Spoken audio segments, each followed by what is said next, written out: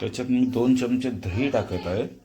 दही ऑप्शनल असते, कारण त्यांनी दही यूज नव्हती केली, पण मला दही यूज करायला आवडते म्हणून मी दही यूज करत आहे.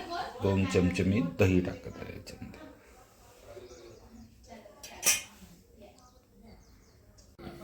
याच्यामध्ये मी मसाले घेत आहे. काळी मिरी घेतले, धने घेतले, तेजपत्ता घेतला, हिरवी मिरची, लाल मिरची, लसूण बघा मी जास्तच घेतलेले आहे जरासे, आणि अद्रक घेतलेलं आहे. ह्यांना थोडंसं खरपूस भाजून मी त्याचं एक वाटण बनवणार आहे. आपल्याकडं पाटा नाही आहे, ॲक्च्युली पाट्यावरतीच वाटतं ते मटण, हे चिकनचं मसाला. कारण मी कधीही कुठलीही फक्त घरातलेच मसाले यूज करतो, आणि हे मसाले मी थोडेसे भाजून मग त्याचं वाटण बनवणार आहे. अशा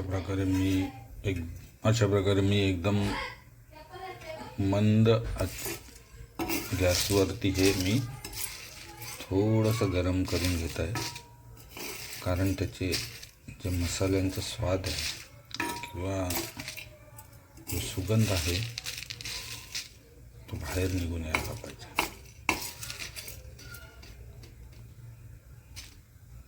पहिल्यांदाच राईच्या तेलामध्ये चिकन बनवतो, कधी खाल्लं नाही. ते मित्राच्या आईने बनवलेलं, त्या हिशोबाने मी बनवतो. राईच्या तेलामध्ये बोलते टेस्ट पण चांगली येते. कांदा पण मी भरभरून घेतलेला आहे, भरपूर कांदा घेतलेला आहे.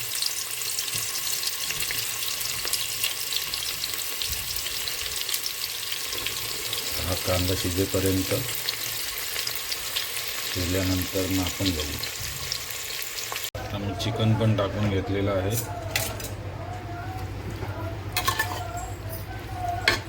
चिकन थोडासा पाणी सोडेपर्यंत मग मसाले टाकून कुकरला शिट्टी देऊ.